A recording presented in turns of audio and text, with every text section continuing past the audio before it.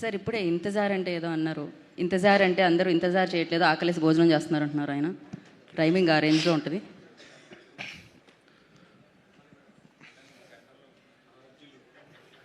Okay, lunch టైంను కూడా త్యాగం చేసి ఇప్పుడు అందరూ ఇక్కడ లోపల ఈ టీంకి చీర్ చేస్తున్న ఆడియన్స్ అందరికీ కూడా, స్నేహితులందరికీ, శ్రేయభిలాషులందరికీ కూడా నా కృతజ్ఞతలు.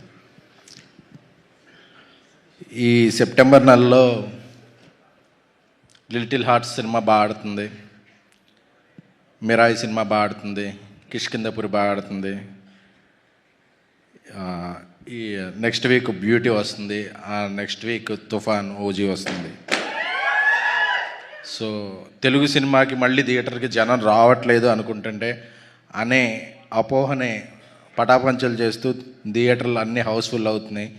దీనికి కారణం ప్రతి సినిమాకి రెండు కారణాలండి. ప్రతి సినిమాకి ఒక టార్గెట్ ఆడియన్స్ ఉన్నారు, కంటెంట్ ఉంది. రెండోది సాధారణ టికెట్ రేట్లు. మామూలు టికెట్ రేట్లు పెడితే అందరు ఆడియన్స్ వచ్చి సినిమాలు చూస్తాకి ఉత్సాహం చూపిస్తున్నారు. ఇది ఇండస్ట్రీ పెద్దలందరూ గమనించవలసిందిగా ప్రార్థన. ఏదో విపరీతమైన క్రేజ్ ఉన్న సినిమాలకి, పండగల్లో వచ్చే సినిమాలకి తప్ప మిగతా అన్ని సినిమాలకి సాధారణమైన రేట్లు ఉంటే ప్రేక్షక ఆదరణ మరింత బాగుంటుంది అనేది నా నమ్మకం. Thank you. ఇక సినిమాకి వస్తే, ఈ ఫంక్షన్కి నేను రావడానికి ముఖ్య కారణం ఈ సినిమా కథ అండి. జర్నలిస్ట్గానే కెరీర్ స్టార్ట్ చేసి కథకుడిగా మారిన సుబ్బు గారు, ఆయన మా అందరికీ ఒక గ్రూప్ ఉండేదండి. ఎప్పుడు ఆ గ్రూప్లో మంచి ఎంటర్టైన్మెంట్ బిట్స్ పెట్టేవాళ్ళు ఆయన.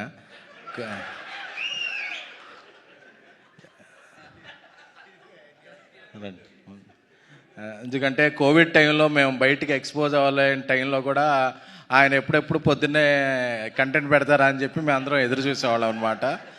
ఆయన తెలుగు, తమిళ, పాశ్చాత్య దేశాల అన్ని దేశాల ఎంటర్టైన్మెంట్ కంటెంట్ ఆయన దగ్గర ఒక కలెక్షన్ ఉండేది.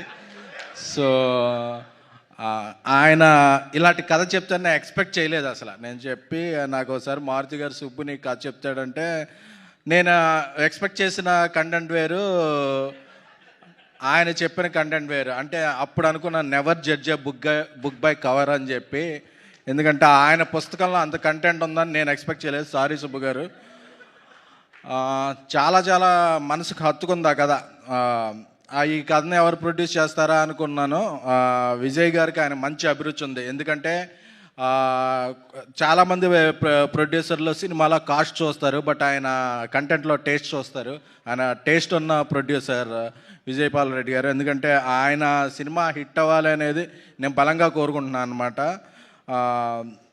ఈ సినిమాలో అందుకే కొంచెం రివీల్ చేస్తాను, ఎందుకంటే ట్రైలర్లో కొంచెం రివీల్ చేశారు. నిన్న యువ సామ్రాట్ నాగచైతన్య గారు ట్రైలర్ రిలీజ్ చేశారు. అంటే చాలా మనందరికీ రిలేట్ అవుద్ది కథ. ఎందుకంటే బ్యూటీ అనే టైటిల్ ఎంత ఉందో కథ కూడా బ్యూటిఫుల్గా ఉంటుంది. ఎందుకంటే పిల్లల మీద ప్రతి తల్లిదండ్రులకే ప్రేమ ఉంటుంది, బట్ వాళ్ళు ఒక బైక్ అడుగుతారు, కారు అడుగుతారు, సైకిల్ అడుగుతారు. బట్ వాళ్ళ దగ్గర అంత ఆర్థికంగా డబ్బులు ఉంటాయా లేకపోయినా ప్రేమ ఉంటుంది. బట్ నాకు కొనివ్వలేదేంటి అనే పిల్లలు చూస్తారు తప్ప ఆ ప్రేమను అర్థం చేసుకుంటాక ఒక కమ్యూనికేషన్ గ్యాప్ వస్తుంది. ఆ ప్రేమని డబ్బుతో కొలవలేనప్పుడు తల్లిదండ్రుల్లో ఒక బాధ ఉంటుంది. అరే వాళ్ళు అది అడుగుతున్నారు, నేను ఇవ్వలేకపోతున్నాను ఎలాగా అని లోపల మదన పడుతుంటారు. ఇలా చాలా మిడిల్ క్లాస్ ఇంట్లో, మా ఇంట్లో, మీ ఇంట్లో, అందరిళ్లలో ఒక జరిగే సన్నివేశాలు ఇవి చాలా బాగుంటాయి. నాకు చెప్తున్న సీన్లన్నీ కూడా చాలా రిలేటబుల్గా ఒక జీవితం చూస్తున్నట్టు అనిపించింది. సో వర్ధన్ ఆయన సిరీస్ల నుంచి సీరియస్ మేకర్ అయిపోయారు. సో ఆయన మేకింగ్ కూడా చాలా బాగుంది ఈ సినిమాలో. అలాగే ఈ సినిమాలో last time icon star Allu Arjun గారు వచ్చారు కదా అంకిత్, మీ ఫంక్షన్ అప్పుడు చూశాను. ఆ సినిమా నచ్చింది నాకు, ఆయన పెర్ఫార్మెన్స్ అది. అలాగే ఒరిస్సా అంటే మన బార్డరే, అందుకే తెలుగు అమ్మాయి లెక్క నీలాకి అంటే నీల సముద్రం అంట. ఆ అమ్మాయి అక్కడ ఒరిస్సాలో ఒక మంచి ఇన్ఫ్లుయెన్సర్, అక్కడ స్టేట్ గవర్నమెంట్ నుంచి కూడా ఒక అవార్డు పొందిన వ్యక్తి ఆ అమ్మాయి. సో ఈ అమ్మాయికి ఒక మంచి బ్రేక్ అవ్వాలి తెలుగు సినిమాలో అని కోరుకుంటున్నాను. అలాగే విజయ్ బుల్గాన్ అన్నాడు నాకు లైఫ్ ఇచ్చారు అని. నేను విజయ్ బుల్గాన్కి లైఫ్ ఇవ్వలేదండి. విజయ్ బుల్గాన్ యొక్క పాటలు బేబీ సినిమాకి ఒక స్ట్రేచర్ని ఇచ్చాయి. ఎందుకంటే చాలామంది అనుకుంటుంటారు ఎవరైనా సక్సెస్ ఇస్తే మనం వాళ్ళకి ఇచ్చామని. ఎవరికి ఇవ్వండి. ఎప్పుడైనా మనం కలిసి పనిచేస్తే అది టీం వర్క్ నుంచి వస్తాయి. అంతేకాను మనం భ్రమపడుతుంటాం మనం ఎవరికో ఇచ్చామని. బట్ ఎవరికైనా ఇచ్చేది captain of the ship, only director మాత్రమే ఇవ్వగలడు ఎవరికైనా. సో విజయ్కి చాలా కమిట్మెంట్ ఎక్కువ. ఎందుకంటే ఒక సినిమా హిట్ అవగానే చెన్నైకో బాంబేకో అలా మ్యూజిక్ స్టూడియోలు మార్చేస్తుంటారు. బట్ తన ఎన్ని పాటలు హిట్ అయినా, బేబీ హిట్ అయింది, తర్వాత కోర్టు హిట్ అయింది, ఇందులో కన్నమ్మ సాంగ్ వైరల్ అయింది, తర్వాత అతను చాలా సినిమాలు చేస్తున్నాడు. బట్ ఆంధ్రప్రదేశ్లోనే కాకినాడలోనే ఆయన ఉంటాడు. అంటే ఎంత ఎదిగినా కన్న తల్లిని, ఉన్న ఊరిని, స్వస్థలాల్ని అంటి పెట్టుకుని ఇక్కడ ఉన్నప్పుడే నాకు ఈ సక్సెస్ వచ్చింది, నాకు సక్సెస్ వచ్చినా ఇక్కడే ఉంటాను అనే ఒక రేర్ పర్సనాలిటీ అండి విజయ్ది. విజయ్ నువ్వు అక్కడ ఉంటున్నావు, మాకు సాంగ్స్ ఇవ్వాలంటే ఇబ్బంది అయిపోతుందన్నా సరే అతను ఒక నవ్వుతుంటాడు. నవ్వు చూస్తే ఇక మనం ఏం అనలేం. So he's like my brother, we're working together again and again. Vijay నీ మంచి మనసు కోసం కూడా ఈ పాటలు బాగా వెళ్ళాలి, ఈ సినిమా పెద్ద హిట్ అవ్వాలి.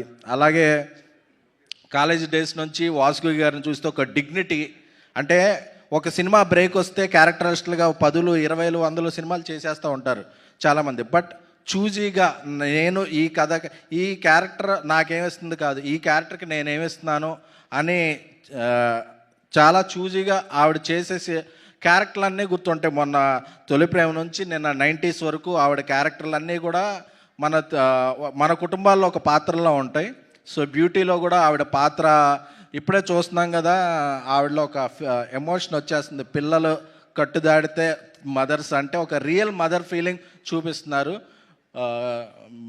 Congratulations and all the best Vasuki గారు. అలాగే నిమ్మకాయల ప్రసాద్ గారు చాలా రోజుల నుంచి ఆయన పేరులో నిమ్మకాయ కానీ ఆయన మనసు పనసకాయలా ఉంటుంది. సో ఎందుకంటే చాలా నేషనల్ అండ్ ఇంటర్నేషనల్ ఓటీటీ సంస్థలో చేయలేని పని ఏంటంటే అక్కడ లోకల్లో తెలుగులో ఉండి ప్రొడక్షన్ చేయటం. బట్ ఆయన దగ్గర నుంచి ఆయన ఉన్నప్పుడు ఎన్నో మంచి సినిమాలు వచ్చినాయి.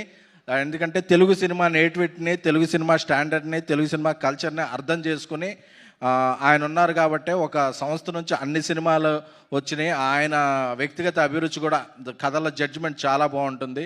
అలాగే ఇక్కడికి వచ్చిన దివ్య గారికి అందరికీ కూడా, నరేష్ గారు మా బలిబల మగాడు నుంచి ఆయనతో సాన్నిధ్యం ఉంటుంది.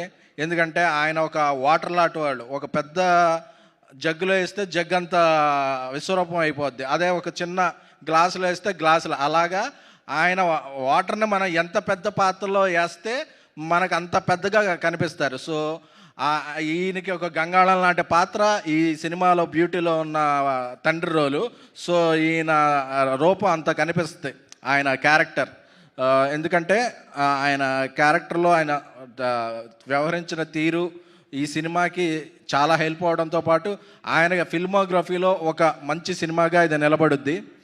అలాగే ఇక ఈ సినిమాకి పనిచేసిన నెక్స్ట్ అసిస్టెంట్ డైరెక్టర్ నెక్స్ట్ సినిమాకి అసోసియేట్ డైరెక్టర్ అవ్వాలి, ఆ నెక్స్ట్ సినిమాకి కో డైరెక్టర్ అవ్వాలని చూసుకునే ఈ డైరెక్టర్స్ చాలామంది ఉంటారు. బట్ నా సినిమా అసిస్టెంట్ డైరెక్టర్ నెక్స్ట్ సినిమాతో డైరెక్టర్ అయిపోవాలి అని చూసుకునే వెరీ వెరీ వెరీ రేర్ పీపుల్లో నాకు తెలిసిన ఒకళ్ళు మారుతి గారు, ఇంకొకళ్ళు సుకుమార్ గారు. ఎందుకంటే నా సినిమాకి క్లాప్ కొట్టే క్లాప్ బోర్డు బాయ్ కూడా నెక్స్ట్ సినిమా ఆడియన్స్ చేత క్లాప్స్ కొట్టించుకుని ఒక డైరెక్టర్ అవ్వాలి, అతనికి నేను డబ్బులు పెడతాను, నేను కథిస్తాను, నేను దాన్ని సూపర్వైజ్ చేస్తాను అని ఆయన ఎన్నో సినిమాలు ఆయన టైంని, మనీని, ఎఫర్ట్స్ని కూడా పణంగా పెట్టి ఒకటి కాదు, ఇద్దరు కాదు, 10 మందికి పైగా, అంటే అందులో టాలెంట్ ఉన్నవాళ్ళు ఒక రేంజ్కి వెళ్తారు, మిడ్ రేంజ్ ఉన్న వాళ్ళు బట్ అవకాశం అనేది ఇవ్వటం అనేది ఆయన ఎవ్వరూ కూడా ఆయన అడగక్కర్లేదు. ఆయన దగ్గరికి డైరెక్షన్ డిపార్ట్మెంట్ జాయిన్ అవుతున్నానంటేనే అతను 2-3 కథలతో ఈయన నన్ను డైరెక్షన్ చేస్తాడు అనే ఒక నమ్మకంతో చేస్తారు. ఎందుకంటే ఇది చాలా చాలా రేర్. ఎందుకంటే నేను అడిగాను ఒకసారి, డార్లింగ్ ఇప్పుడు ఇందులో కొన్నిసార్లు నీకు డబ్బులు పోతున్నాయి, ఒకసారి నీకు ఎఫర్ట్స్ పెట్టాలి, నీ టైం అదే టైంలో నువ్వు ఇంకో సినిమా చేసుకోవచ్చు ఇది అన్నాడు. నాకు ఈ రోజుల్లో నేను స్క్రిప్ట్ పట్టుకుని తిరిగినప్పుడు నాకు అవకాశం ఇవ్వడానికి చాలా చాలా రోజులు పట్టింది అందరూ. సో నేను ఈ రోజుల్లోకి నాకు ఇలా ఎవరన్నా దొరికింటే, ముందే ఎవరన్నా దొరికింటే ఒక 5 ఏళ్ళ ముందే డైరెక్టర్ అయ్యేవాడిని. సో టాలెంట్ ఉన్నవాళ్ళు ఎవరో కూడా అలాగ 5 ఏళ్ళు 10 ఏళ్ళు వెయిట్ చేయకూడదు. ఇక్కడ టైం అనేది చాలా ప్రెషస్ అని ఆయన కాదు, ఆ ఇండస్ట్రీలో టాలెంట్ ఉన్న వాళ్ళ టైంను కూడా డైరెక్టర్ సాబ్ ఒక పాన్ ఇండియా సినిమా రాజా సాబ్ తీసి జనవరిలో సంచలనాలు సృష్టించబోతున్నారు. ఎందుకంటే ఆ సినిమా కంటెంట్ ఏంటో నాకు తెలుసు, ఎలా ఉంటుందో నాకు తెలుసు, సీన్ నాకు తెలుసు. కాబట్టి ఎప్పుడు ఆ టాపిక్ వచ్చినా ఆయన నెక్స్ట్ ఏం చెబుతున్నాడో చాలా ఎగ్జైట్మెంట్ వచ్చేస్తాయి. ఎందుకంటే అలాంటి మంచి మనుషులకి అలాంటి మంచి ప్రాజెక్టులు అటాచ్ అవుతాయి. సో అందరికీ కూడా ఈ సినిమా బ్యూటీ ఈ 19th రిలీజ్ అవుతుంది. సెప్టెంబర్ 19th ఈ ఉత్సాహం ఊపుతూ ఇలాగే కొనసాగిస్తూ 18వ తారీఖున పెయిడ్ ప్రీమియర్లు వేస్తున్నారు. అలాగే ఈ సినిమా ఇంత మంచి కంటెంట్ నేను నా కథ విన్నాను కాబట్టి, అలాగే విజయపాల్ గారు నా ఇది కూడా తెలుసు కాబట్టి ఈ ఆర్టిస్టులందరికీ అంకిత్, నీలా వీళ్ళందరికీ కూడా సపోర్ట్గా 18th నా తరపు నుంచి AAAలో ఒక స్క్రీన్ మొత్తం ఫ్రీగా చూడొచ్చండి ఆడియన్స్. సో అమ్మాయిలు అందరూ కూడా మీ బాయ్ ఫ్రెండ్తో రండి, మీ ఫాదర్తో రండి, మీ బ్రదర్తో రండి, మీ ఫ్యామిలీ మెంబర్తో రండి, ఎవరితో అన్నా ఒక అమ్మాయి ఎవరు వాళ్ళ ఫ్యామిలీతో ఎవరు వచ్చినా ఆ టికెట్లన్నీ ఫ్రీ. అది అమీర్పేట AAA థియేటర్, మంచి ప్రొజెక్షన్ ఉంటుంది. ఆ థియేటర్లో అందరికీ కూడా ఒకరోజు ముందుగానే ఈ సినిమాకి రూపాయి కూడా ఖర్చు పెట్టకుండా వచ్చి హ్యాపీగా అమ్మాయిలందరూ కూడా మీ కుటుంబ సభ్యులతో అందరూ ఉచితంగా సినిమా చూసి ఈ సినిమాని ఒక ఇన్స్టాగ్రామ్లో సోషల్ మీడియాలో ఒక పోస్ట్ పెట్టండి. ఎందుకంటే ఒక మేధావి యొక్క మౌనం ఈ దేశానికి ఎంత ప్రమాదకరమో, ఒక మంచి సినిమా రీచ్ వెళ్ళకపోతే కూడా ఇండస్ట్రీకి దానికి మించిన ప్రమాదకరం. అందుకే ఈ బ్యూటీ సినిమాని నేను ప్రమోట్ చేస్తున్నాను. నేను ఈ వారం రోజులు పోస్టులు పెడతాను, షోలు వేస్తాను. ఎందుకంటే ఈ సినిమాలు అంత ఉంది. నేను జర్నలిస్ట్ మిత్రులందరికీ కూడా మీ జర్నలిస్ట్గా మీలో ఒకటిగా చెప్తున్నాను, ఇది ఒక జర్నలిస్ట్ రాసిన కథ. జర్నలిస్టులందరి స్థాయిని ఏమాత్రం ఇది లేకుండా స్థాయిని పెంచే కదా. అందుకని నా మీడియా మిత్రులందరికీ కూడా సహృదయంగా కోరుకుంటున్నాను, మీరు ప్రెస్ షోకి రండి, రివ్యూలు 2 రోజుల ముందే రాసేయండి. అందరూ కూడా మీ అందరం కూడా ఇది మీడియా కూడా తలెత్తుకునే cinema. Thank you very much. Thank you SKN గారు, థ్యాంక్ యూ సో మచ్. మీ బ్యూటిఫుల్ హార్ట్తో బ్యూటీ సినిమాకి సపోర్ట్ చేసినందుకు thank you so much. And Raja Saab direct